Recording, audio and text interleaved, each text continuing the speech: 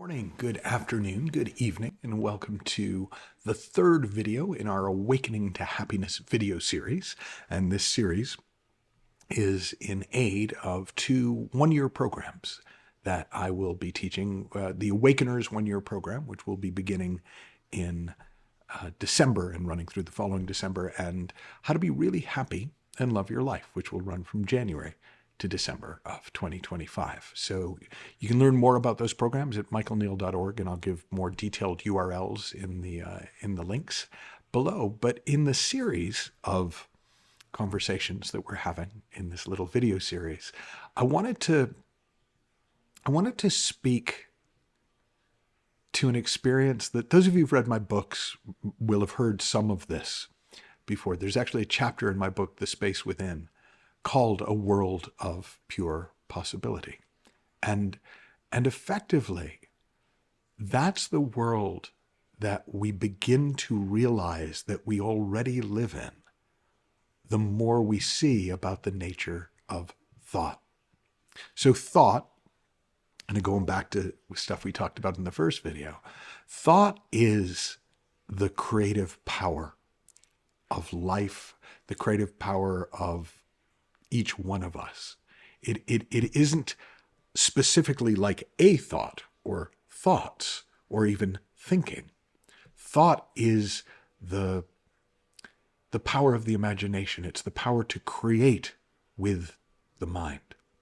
And the nature of thought is that whatever gets thought into consciousness becomes our experience of life.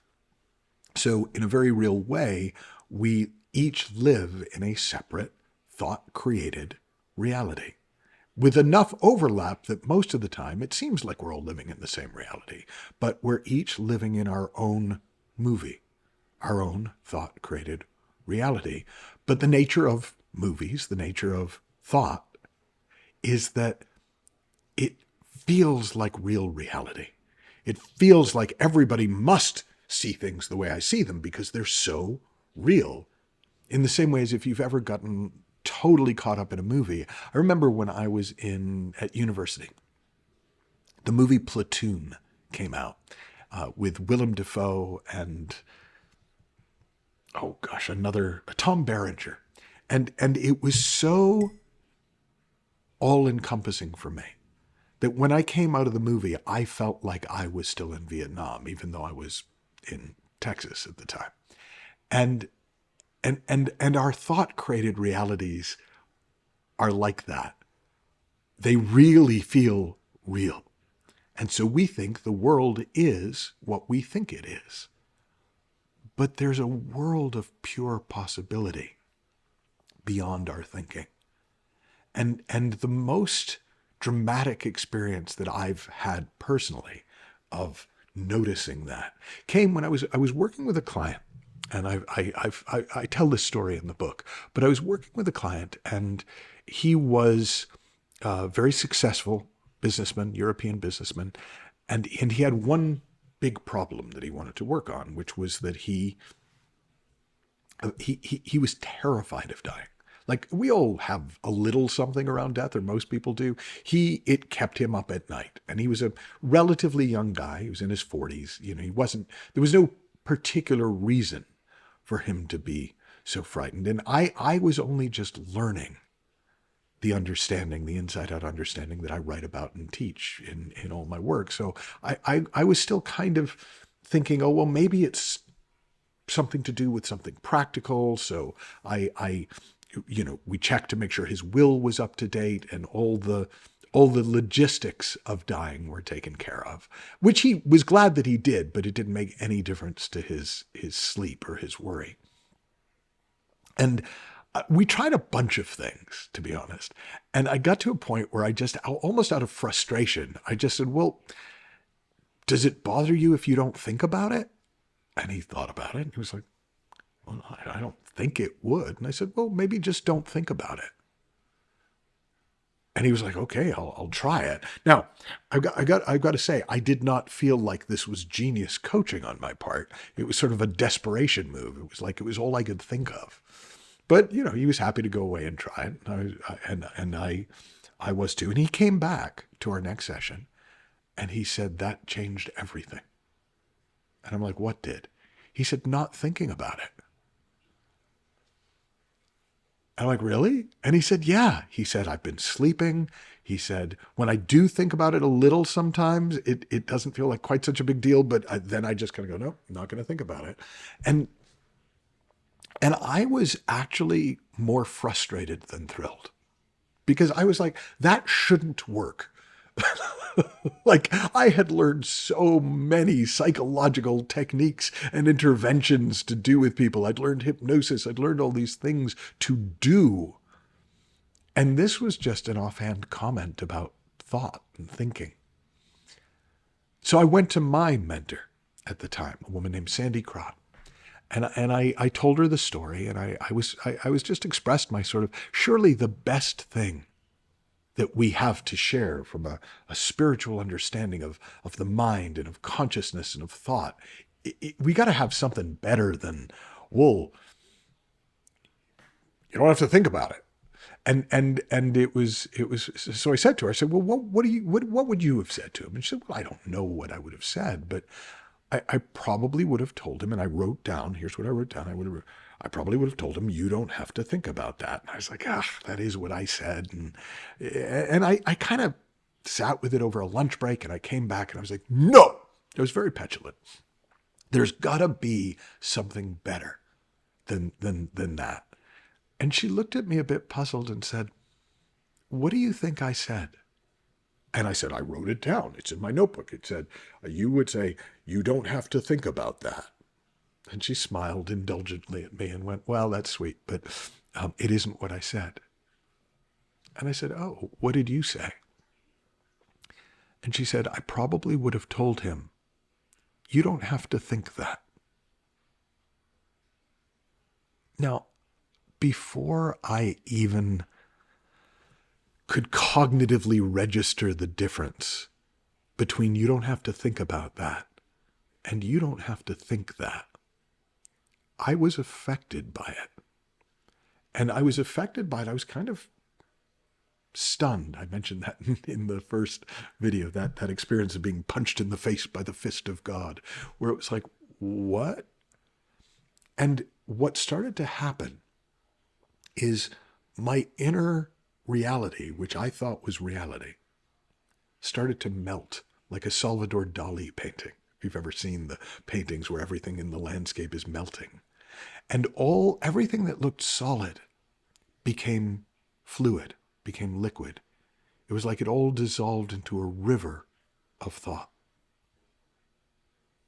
And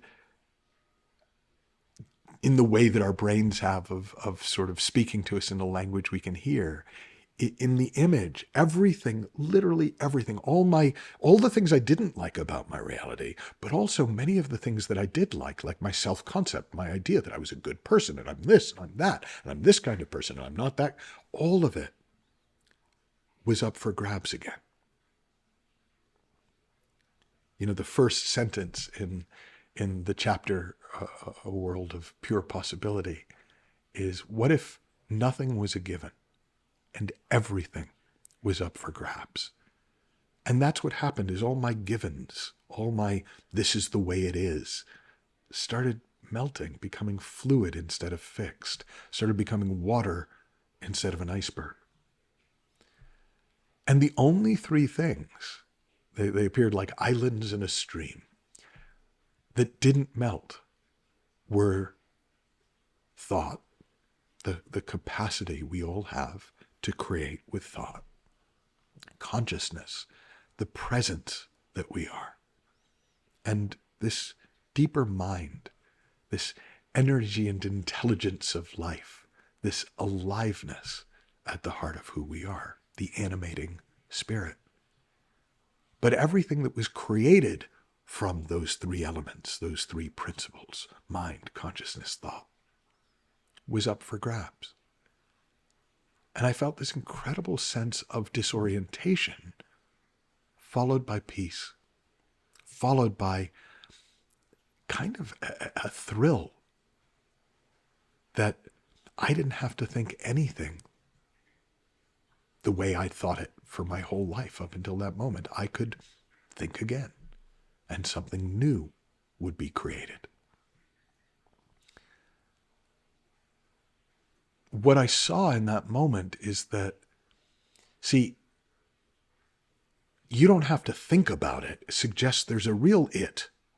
But don't worry, because you don't have to think about it. As if it was like, well, there is a phone, but you don't have to think about it. Okay, all right, well, that's good to not have to think about it.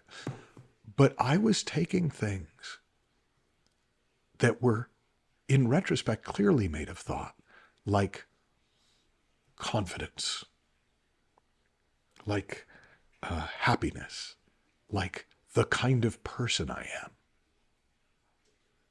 like how much sleep is good for you, like how dangerous death is.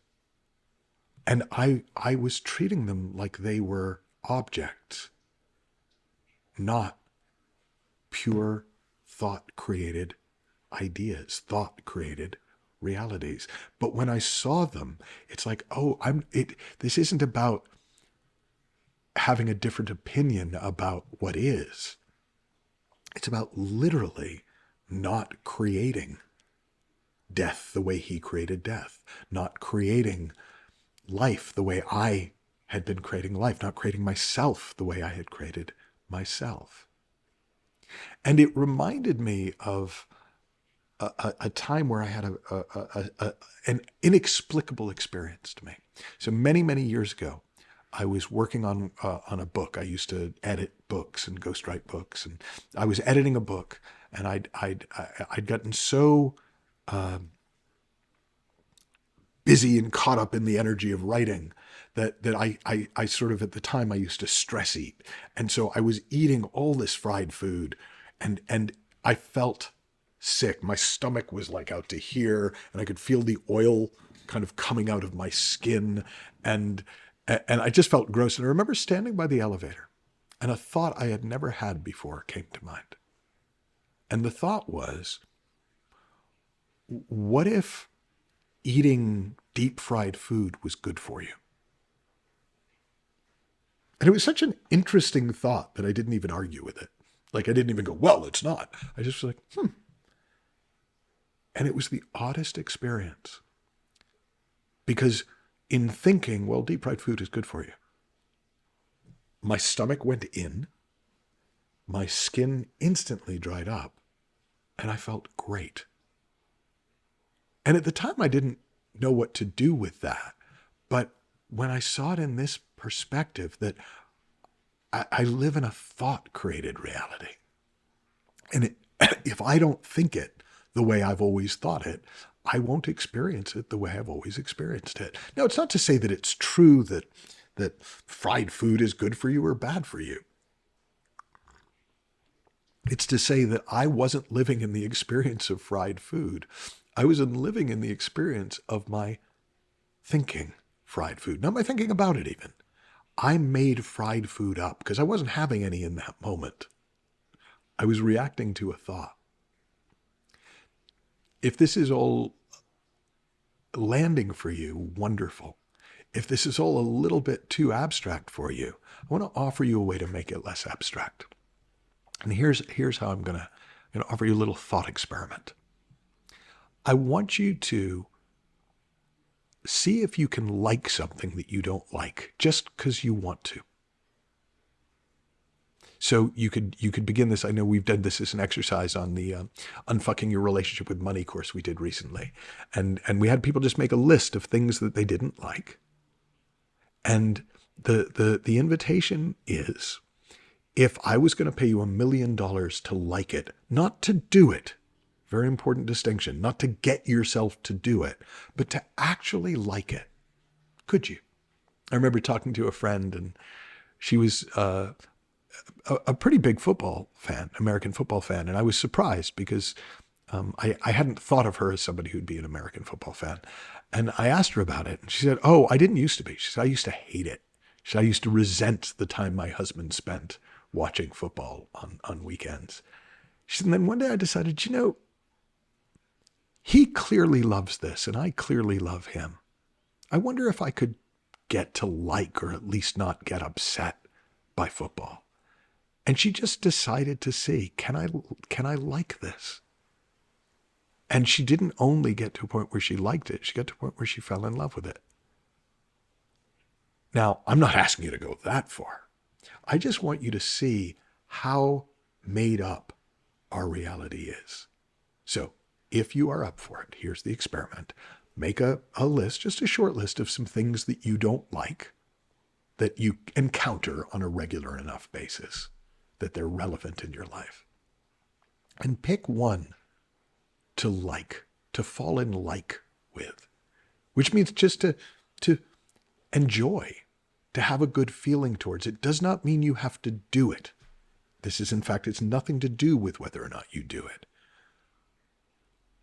Are you able to step into a world where nothing is a given and everything is up for grabs, a world of pure possibility, and just like something because you want to like it?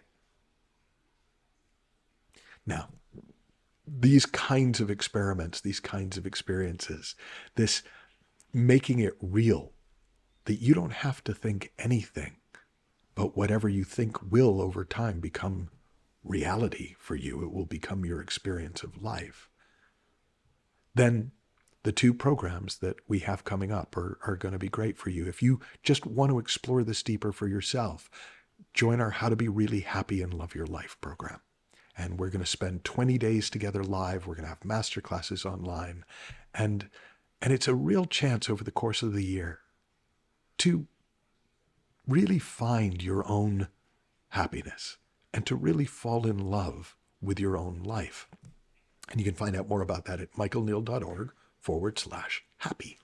Now, if you want to help other people awaken to happiness, awaken to well-being, awaken to the spiritual dimension of life and self, then I'd invite you to join me on the Awakeners 1-year program. And that runs parallel. So that includes the How to Be Really Happy and Love Your Life program, but also has additional days with me where we'll be really looking at how do you, regardless of what you do for a living, how do you wake people up to their deeper potential from the dream of their thought-created reality? And you can find out more about that at michaelneill.org/awakeners. So I will be back with a brand new video tomorrow. Until then, have fun, learn heaps, happy experimenting, and I'll see you then.